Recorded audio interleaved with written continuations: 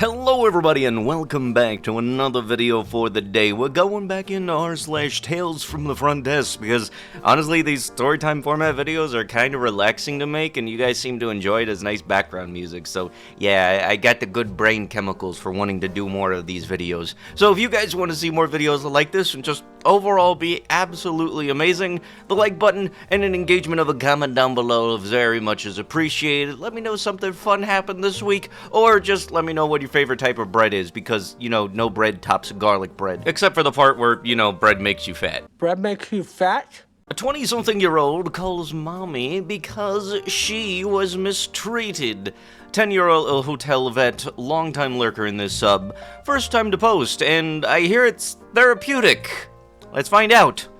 The other night, I had a guest come down to the lobby and sit and begin to listen to music on her phone. She didn't have headphones in, and the music was very loud and with explicit lyrics. But it was 11 at night and fairly slow, and I didn't want to give her trouble, so I let it go on for about 10 minutes. Eventually, the lounge closed, with 3 to 4 stragglers came walking through the lobby and back to their rooms. A few glanced between me and her with a strange look. I just raised my eyebrows to them in acknowledgement. But at this point, it didn't seem like a huge problem, and it wasn't bothering me.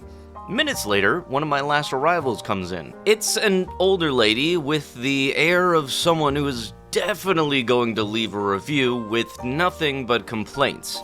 And right off the bat, the music from the phone gets ridiculously explicit. I'm hurrying to check this woman in as fast as possible, while she's constantly evil-eyeing the lady on the couch and shaking her head in disappointment at me. I get her checked in, and she leaves for the room. And at this point, I realize I have to do something, so I politely address the lady on the couch. "Ma'am, I'm sorry, but the sound of the phone will have to be off while you're in the lobby." She shrugged, got up, and walked to her room. That actually went well, right? Cut to the next night. I had ran to the kitchen and for about 5 minutes to help with the restaurant staff, closing a few things down for the night. And as I'm walking back to the desk, I notice the same lady sitting on the couch, and in a chair next to her is a guy about her age. They both appear to be in their mid-20s, way too old for childish behavior.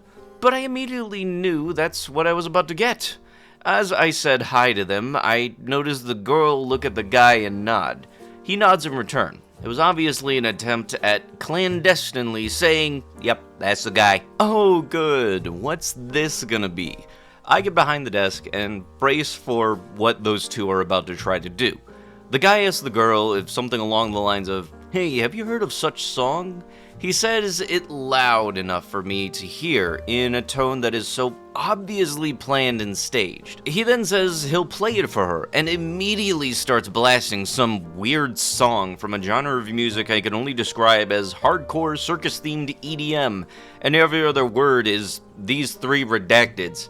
I'm not going to let this get to the point it did the night before, so I immediately and politely tell the guy that the sound has to be off. He replies with, "I'm not going to turn it off, but I'll turn it down some." I shut him down and say that no, it needs to be off. He obliges and then begins having a conversation with a girl that is, again, aimed at me. They're basically throwing backhanded insults my way just loud enough for me to hear and act like they are having a private conversation. At one point, the woman actually calls her mom on the cell phone and begins to tell her how badly the hotel is mistreating her. Whatever, I'm not easily offended, and I've seen my fair share of a-holes. Eventually, someone is coming through the lounge, passes through the lobby while talking to someone on his cell phone. The lady yells at him and tells him that he's being too loud on his phone and is going to get kicked out. Yeah, that is enough for me. Now you're messing with business. You've got to go. I told them both that they're going to need to go to their rooms for the night. They ignore me and act like they didn't hear, so I pick up the phone and pretend to dial security. Security doesn't actually have a phone, they have a radio. But I was hoping that the bluff alone would work. It did, and they both got up quickly and scurried off to their room. I got a call from the general manager next day asking me what had happened with these guests. He said that the girl's mom drove to the hotel and demanded to see a manager and screamed for 15 minutes at how rude I had been. I told the general manager what had happened and we shared a laugh. He told me that if I had any more issues to just go straight to the cops and have them escorted off the property. Then came night 3. The lady came back down to the lobby holding hands with another girl. They both made sure to hold their hands up so that I could see it and shoot me a passive-aggressive grin. I currently live up north, but I'm from the south and have a thick accent that most people immediately pick up on. I honestly believed that they were trying to bait me into saying or doing something homophobic, assuming that I must be a stereotypical hardcore Southern Christian gay-hating Klansman or something. They stood at our local brochure cabinet and browsed while talking under their breath. Not loud enough for me to hear, but I'm sure that it was aimed at me. A few minutes later, the guy joins them at the conversation, and it becomes loud enough for me to hear, and it's entirely more insults thrown my way. At this point, I decided that it was enough. I told them that they were going to need to return to their rooms, or I would have security escort them off the premises. They demanded to know why, and I told them the truth as best as I could put it. Because none of you have emotionally matured past middle school, and I won't sit here and be disrespected for a second night because you fail to understand why we can't have curse words blaring in a place of business. The girl said something along the lines of, "Did you not learn your lesson today? I guess I'll have to call my mom again." I told her to go ahead. Her mom could be escorted off the property as well, and they stormed off to their room. I got a call from the general manager yesterday. Mommy had been back. He had promptly ended their conversation a day early. I love my general manager. TLDR, 20-something-year-old girl uses the call mom twice because I won't allow her to blare explicit music in the lobby. It is not very effective. Yeah, what do you want to bet the whole mind your business was very much one of their excuses too? Why, all I'm doing is just playing my music. I'm not disturbing anybody. Look, if you're blaring loud explicits in a public area, yeah, it's a little bit of an issue because you're disturbing everybody else's, person minding their own business and stuff like that. You know, for a fact, this will be the same type of dummy on the public transit that will be blasting music. Meanwhile, wondering that if somebody happens to do the same thing to them, they get a bit of a problem. I'm not even kidding. There's a video of a dude blasting music on a bus and a woman starts barking. God forbid, dude happened to have a problem with that. And I've legitimately lost count of the amount of people that come up to my own register doing stuff like that, and honestly, the worst version of that is, for some reason, and I now hate it because of customers like this. Do not come up to the cashier doing a FaceTime phone call. That is worse than speaker. I don't want to see the person you want to be talking to, and I don't think they want to be seeing me. Stop it. FaceTime on phones was a mistake, and that's a point I'm sticking to. Speakerphone is pushing it because I don't want to be hearing your conversation while I'm in line, and FaceTime is just the next step above pushing it, and FaceTime is just pushing it a little further. Lo and behold, some of you dingbutts really need to learn that headphones exist. For the people that understand that headphones exist, we're perfectly fine. For the people that don't know that headphones exist, newsflash, they exist. They're actually pretty useful. Gamer thought that she had a foolproof plan for a free vacation, but she paid for it in the end. I will always remember this wannabe scam artist. I was working a corporate guest relations and received a very long email from a guest about their stay at our resort property in Mexico. This was a very nice, all-inclusive beachfront resort. She put a lot of effort into her email, which was basically a day-by diary of her 8-night stay, listing every possible complaint that someone could come up with, along with a huge collection of pictures as evidence. It was several pages long, and it looked something like this. Day 1, the shuttle driver was rude. We had to sit and wait for 30 minutes to check in. The view is horrible, and we can't see the ocean. The sheets were dirty, with a picture attached. The AC is so loud, I can't sleep. There is a crack in the sidewalk outside of our room with a picture attached. My dinner was cold, and there wasn't any salt or pepper at the table. The shower has no water pressure. Day 2, we had breakfast at this place, and they were out of pancakes. my daughter's favorite cereal, blank, wasn't available, and there were loud children playing in the pool all day. Yeah, newsflash, that one last one, God forbid other people have kids. Holy shit. There's a light out of the pathway, picture attached.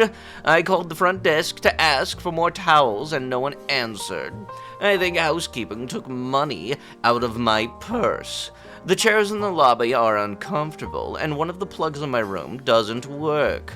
I imagine a list with 100 more things from her 8-night stay. Every department from FD, housekeeping, maintenance, etc. Now, some of these complaints seem plausible, but really, who spends their entire vacation making a log of everything they think is wrong with a resort? Especially a hotel we get very little complaints about. So, I contacted the FOM to discuss the guests, assuming the front desk system, which I cannot access, would have all of the logs from this woman's complaints. The hotel logs everything, but there was nothing there. In fact, the entire time that she was at the hotel, she never noticed any complaints. She merely logged them in her complaint diary and then went about her business. Many of her issues were extremely petty. For example, the crack in the sidewalk was about 3 inches long and was flat on both sides. It wasn't a tripping hazard, just a small crack. The light in the path, even in the picture, I could see that the area was still very well lit because they have lights everywhere in that area. And her room didn't have an ocean view because she booked a courtyard view. The picture of dirty sheets showed one tiny little black spot in the corner, like if you tapped the sheet with the tip of a pen or a fine marker. It took about 30 minutes to check in because she showed up 3 hours early and they had to get a room ready. The shower in her room was fine and the AC unit was not loud at all. We looked into everything, talked to all of the department heads, and had the room she stayed in fully inspected. While the list made it seem like she had a horrible stay, there wasn't any substance behind her complaints. So, since this all seemed a bit fishy to everyone, I called the guest and spoke with her about her complaints. I told her that I had been in contact with the hotel and couldn't find any record of her complaints. And I inquired who at the hotel that she had spoken to with while she was there. And she admitted no one. I gave her my apologies and suggested that next time she should express her complaints while on the property so they can be immediately addressed. For example, housekeeping would have been happy to change out the dirty sheets, etc. Keep in mind that she was here for 8 nights, at an all-inclusive resort with 7 different restaurants, 4 bars, multiple pools, etc. She probably never left the hotel, but never said a word about all of the problems that she was having. Note, 100% of the employees speak English. It is a requirement because this is an American hotel chain.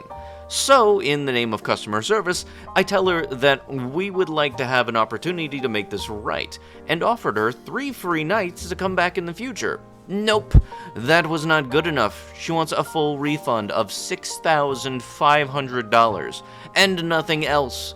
I told her that I would discuss and get back to her. The next day, I inform her that the hotel would not offer a refund, but they are willing to add in another night, so now that's 4 nights for free. Nope, unacceptable. She continues to demand a full refund. We went back and forth. She wanted my manager, who then told her the same thing. The guest hung up on my boss, and after things got a bit heated. A few days later, she calls again and wants to know the status of her refund. How do you give someone a status on something that's never going to happen? She says that she's going to contact corporate. I roll my eyes and explain to her, again, that I am the corporate guest relations coordinator. I am corporate. I spent forever on the phone talking with this woman who just refused to accept the free nights and was hell-bent on getting her money back. She just kept going back to her list. Oh, well, what about this? What about that? I wouldn't budge. It is 4 free future nights or nothing, lady. Then the unimaginable happened. In all of my years of customer service, I have never, ever had a scammer resort to telling the truth. When she finally realized that she wasn't getting a refund, she cried, "I can't afford to pay for this. I don't have the money. I don't know what to do. You have to help me." I was like, "You can't afford to pay? Weren't you planning on paying for your stay when you made the reservation? It's not like we are charging you more than you agreed to, and we are still offering you free nights for your next visit." She responded, completely weeping and broken. "I didn't think I would have to pay. I thought I would get my money back.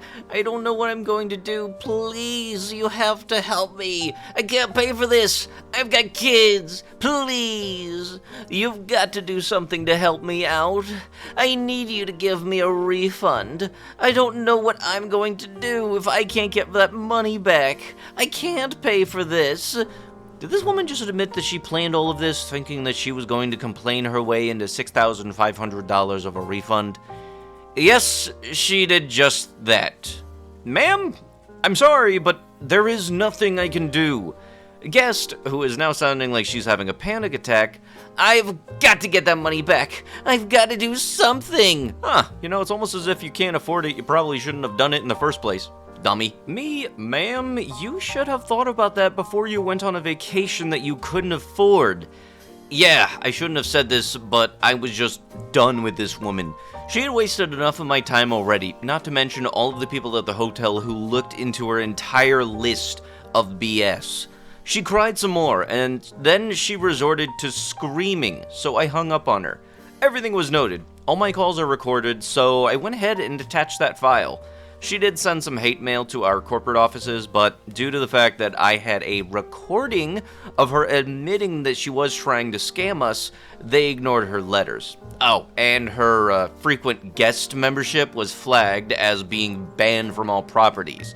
We did not send her the free night certificates either. If anybody watching the videos happen to have had a similar instance like this, please do let me know down below, because unfortunately this doesn't sound like something that only happens once in a blue moon. It really is weird how people think that you can just complain your way into getting free stuff. Last I checked, if you can't afford something, then you probably shouldn't have done it in the first place, but let's just try to complain our way into, bypassing that and everything. Oh yeah, and way to go pulling the "I have kids" card. Yeah, that totally makes it so that we should give you that much of a refund because you made a horrible decision. I hope you don't make any other horrible decisions, for your kids. If those kids do even exist, because if you're willing to lie about this, I know for shit you're willing to lie about a lot of other stuff. Whenever I need a vacation, that's like going to an anime convention for me. That's cool. That's like maybe $1,500 for everything if I get the hotel space also with parking. Not upwards of $7,000 over the course of 8 days. And even then, when I do my thing, I'm still very much cautious on stuff, because I know hotels make really expensive food prices, which is still ridiculous, by the way. A guest committed redacted last night at our hotel, and the guest next to him is being a huge a-hole about the whole thing. Here's a timestamp for the next story, because I know that this is a sensitive subject. I'm gonna give it a couple more seconds before I go on to the next thing, but I hope you guys are having a great day nonetheless. So, for reference, I work as a front office manager now in a large city. Saturday nights are almost always sold out now, even if nothing is going on in the area. It was already a busy night, and I only had one agent at the front desk along with myself. Just before the third shift starts, I get a call from the police asking if I have someone staying at the hotel. I was kind of confused because usually if we get any activity from police, they just stop at the front desk and they don't really call in advance in most cases, that we would call them if anything. Anyways, the cop on the phone that says "What room is this guy in?"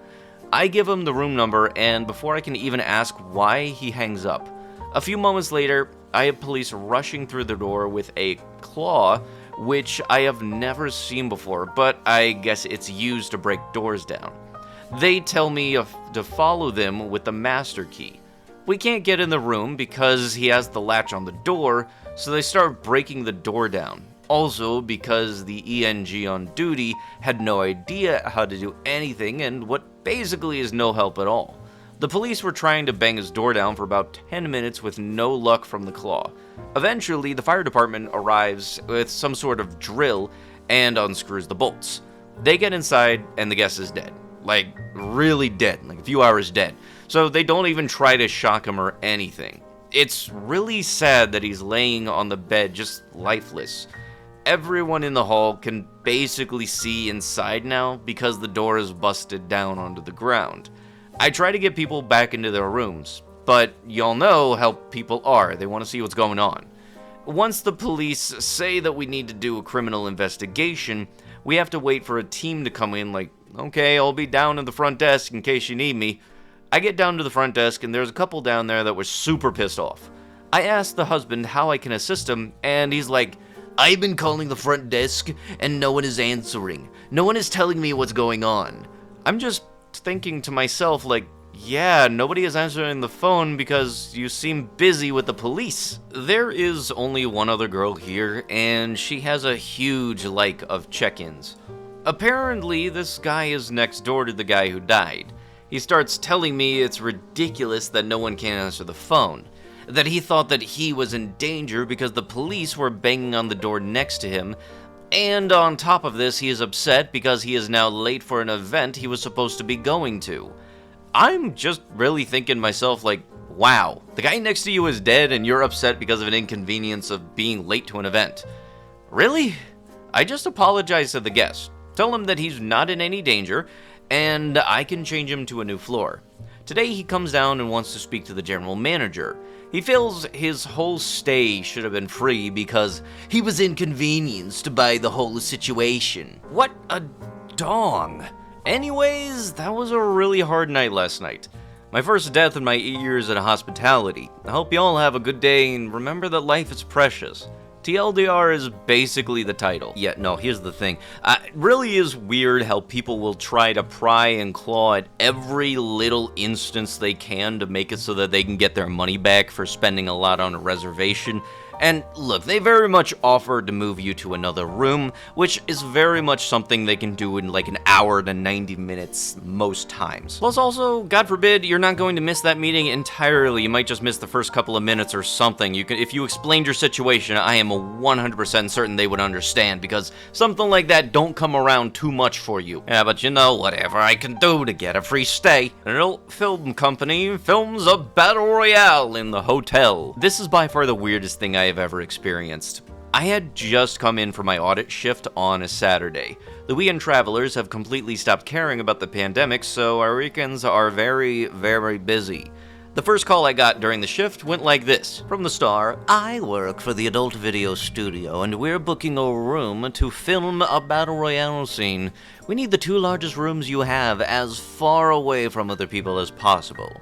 I don't think we've got anything left that can accommodate that. I've only got 1 room left, and it's a double queen room with a connecting door. Oh, that works. We'll take it. This was not the response I was hoping for. Our walls are very thin, so I know that this will bother other guests. There's no way they won't be loud as hell having a gosh dang battle royale. We've got a strict no party policy, which I think this comes pretty damn close to qualifying as. Not only that, but it's a massive health risk during a pandemic for God knows how many people to do something like that in a single room. I was hoping if I kept giving reasons as to why our hotel was a bad fit for them, that they'd decide to go somewhere else. I didn't want to come out and just tell them no, because in my experience, people will just ignore a no and do whatever they want anyways. So I continued coming up with excuses. Okay, so how many people will you have with you? The maximum occupancy of the room is 4 people. It'll be my manager, me, 2 other women, 4 men, and a 2-man camera crew. Well, that exceeds the maximum occupancy, so I'm afraid that our hotel room won't work for what you need. Oh, no. I'm pretty sure the women are paid workers, so they won't be sleeping here, and the men already have a hotel somewhere else. I just think to myself, F. This lady really isn't understanding that we don't want their business. Actually, it looks like our last room just sold out online, so we don't have anything available. This was a lie. I was just really trying to avoid telling them outright that we were going to refuse to sell a room to them. Oh, no. I see online that it says you do have rooms. It sounds like you're just lying because you don't want us here. That is discrimination. It's because you're an uptight Bible thumper doesn't mean we can't spend our money like everyone else. Ma'am, it's got nothing to do with my own opinions on adult videos. It's got to do with it being a disturbance with other guests and a health risk during a pandemic, not to mention. If you're really going to make me come out and say it, then no. We don't want your business, and we will not sell you a room. I cannot believe this. Our money is just as good as everyone else's. I'm not going to be discriminated against. We'll see you soon. She angrily hangs up the phone. That shows why I wanted to avoid telling them no, because they were going to do it anyway. I didn't get their name or anything, so I had no idea which reservation was them.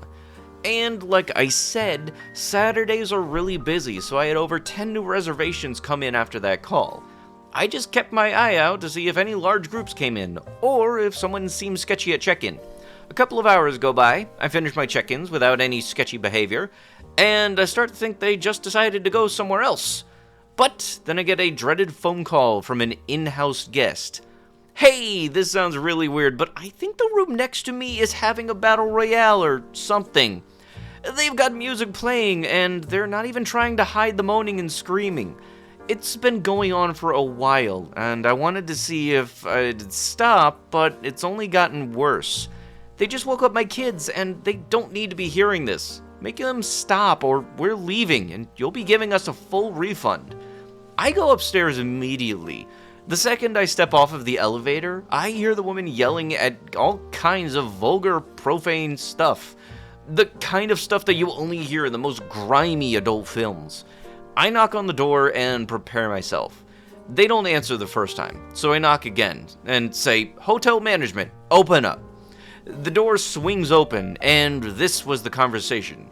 The woman, who I assume is the same one that I spoke to earlier, stepped out into the hall wearing nothing but a towel.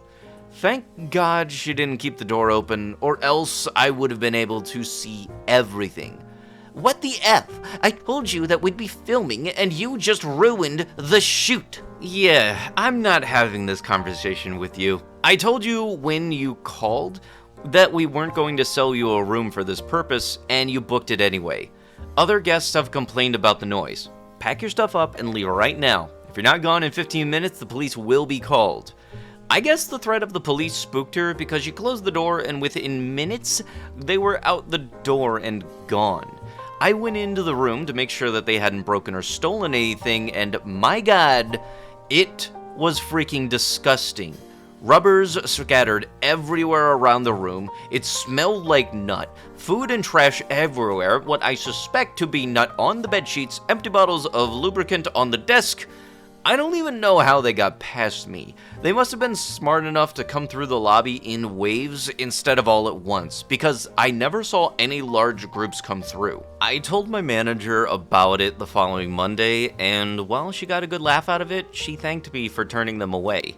P.S. I put the NSFW tag just in case some of the mods thought talking about a battle royale was a little too raunchy. I didn't want to risk my post being removed. If you're gonna be that much of a noise disturbance, don't go to a hotel. Book a frickin' Airbnb or anything. At least someplace that is able to accommodate you without it being a disturbance to others. Jesus Christ. But that is going to have to be it with the video. If you guys would love to be absolutely amazing, show your support, and see more videos like this one in the near future, be sure to hit that like button, leave a comment down below to start up them wholesome internet discussions, and if you guys have not already, subscribe to the channel and turn on them notifications. I'll be sure to see you guys in the next one. Thank you so much for watching, and bye-bye!